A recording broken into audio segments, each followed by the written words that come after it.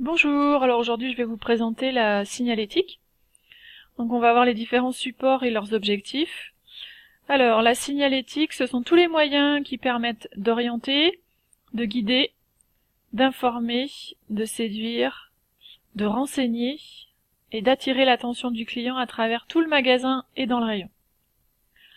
Donc il y a différents supports de PLV et d'ILV qu'on va voir à travers la présentation. Les stop rayons, les kakémonos, les box display, les affiches, les bornes interactives, la radio interne, les étiquettes énergie, les adhésifs au sol, les têtes de gondole. Que ce soit l'ILV ou la PLV, les objectifs sont de créer une ambiance favorable à l'achat, rappeler une campagne publicitaire, annoncer une promotion, faciliter le repérage du client dans le magasin, présenter les services du point de vente également, et puis bien sûr conseiller et guider le client dans le choix du produit. Alors la signalétique extérieure et intérieure, donc sur ces trois photos vous avez la signalétique extérieure, ce qu'on appelle la vision éloignée, et ensuite la signalétique intérieure, donc c'est une vision rapprochée et la vision vraiment du produit en lui-même. La signalétique extérieure, elle permet d'identifier le point de vente et de faciliter l'accès de la clientèle au magasin. Donc ce sont les totems géants que vous avez d'installer sur les parkings des centres commerciaux par exemple, qui indiquent les services qui sont proposés dans les magasins. Vous avez également l'enseigne du magasin et son logo. Les aires de rangement des chariots, les abricadis, les pancartes qui sont disposées à l'entrée et à la sortie du magasin, qui informent sur les horaires notamment. Ensuite, pour la signalétique intérieure, elle a pour fonction de faciliter la circulation et de déclencher les achats. Donc ça peut être des panneaux généraux qui vous rappellent les engagements de l'enseigne et sa politique commerciale. Ça peut être des panneaux indicateurs qui permettent la circulation de la clientèle, avec notamment des pictogrammes. Ce sont également des panneaux de promotion qui reprennent les opérations commerciales en cours, les prospectus que vous avez reçus chez vous, etc. Ce sont les panneaux d'affichage qui délivrent les informations propres à un produit. Donc là, notamment, ce sont les tarifs des fruits et légumes. Alors on distingue deux types de signalétique. La première, c'est l'information sur le lieu de vente, ILV. Son rôle, c'est d'orienter le client sur le lieu de vente, présenter les produits et services de l'enseigne, aider le client à effectuer son choix et conseiller le client. Donc c'est par exemple ce type de panneau sur l'entretien des textiles, sur la correspondance des tailles. D'autres éléments sur la tarification en fonction d'un code couleur, les pictogrammes dans un magasin de bricolage sur les produits dangereux. Alors un autre exemple au rayon crèmerie, donc une ILV qui indique les différents sous-rayons qui sont proposés. Une autre qui indique une zone marché, on va dire, avec les rayons crèmerie, charcuterie, poissonnerie, boucherie et boulangerie.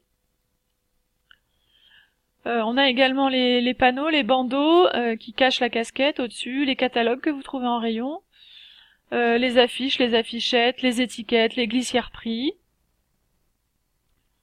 Un autre exemple d'ILV installé au-dessus des bacs surgelés, qui indique au client combien de temps il peut conserver les produits dans un sac tel que celui-ci. Alors, l'ILV, elle permet aussi de clarifier l'offre des produits et d'aider le client à se repérer. Donc, c'est les différents habillages, notamment par exemple pour le lait, on va trouver le lait classique, le lait vitalité, le lait gourmand, le demi-écrémé, le lait entier, etc. Alors, un exemple au rayon céréales, avec des céréales pour adultes, pour ados, pour enfants. Au rayon crèmerie, avec le nom du rayon et ensuite les sous-familles. Un autre rayon produits du terroir, un autre rayon produits biologiques. Donc tout ça, c'est pour aider le client à se repérer. Alors après avoir vu l'ILV, on va s'intéresser à la PLV. Son rôle, c'est d'attirer le client vers le produit, provoquer l'achat d'impulsion, rappeler la campagne publicitaire et décorer le point de vente. Donc on a différents outils. C'est la mise en place des promotions, ça permet de mettre en valeur les produits et de séduire les consommateurs en changeant de décor. Donc voilà des exemples de PLV qui sont proposés par les industriels pour mettre en valeur leurs produits. Alors les PLV présentent dans l'allée centrale, dans l'allée pénétrante d'un magasin, dans l'allée périphérique, vous remarquerez l'alignement et la densité du nombre de PLV présentes. Donc on utilise pour la PLV des panneaux d'ambiance, de l'adhésif également, au sol, des mises en scène qui changent du quotidien. Voilà, des affiches qu'on va retrouver également sur le parking. Des mobiles qui vont être accrochés au plafond, les affiches aériennes.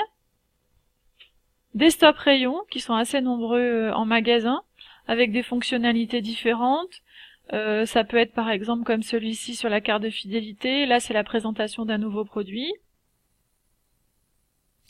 Des exemples de PLV également qu'on va retrouver au rayon surgelé. D'autres stop rayons sur l'avantage de la carte fidélité, sur le lancement d'un nouveau produit. Alors pour installer la signalétique, il faut choisir le bon endroit. Donc on fait de la PLV et de l'ILV aussi bien à l'intérieur qu'à l'extérieur. La bonne quantité, il faut éviter qu'il y ait trop de supports parce que les gens s'y perdent un petit peu. Et puis le bon moment, donc on a d'un côté de la signalétique permanente, comme les horaires du magasin, et puis de la signalétique événementielle qui évolue en fonction des promotions. Donc pour créer les supports publicitaires qu'on a fait ensemble, on a utilisé la méthode AIDA. Donc c'est l'attention, l'intérêt, le désir et l'action. La réglementation sur l'affichage des prix, on a des informations obligatoires qu'on a vues à travers l'étiquette fruits et légumes créée ensemble. Puis également des informations facultatives. Vous retrouvez également ici l'étiquette énergie avec les pictogrammes. L'éco-participation également. Donc l'éco-participation, c'est une taxe en faveur de la défense de l'environnement. Elle est payée par le consommateur et le montant figure sur le prix de tous les équipements électriques et électroniques.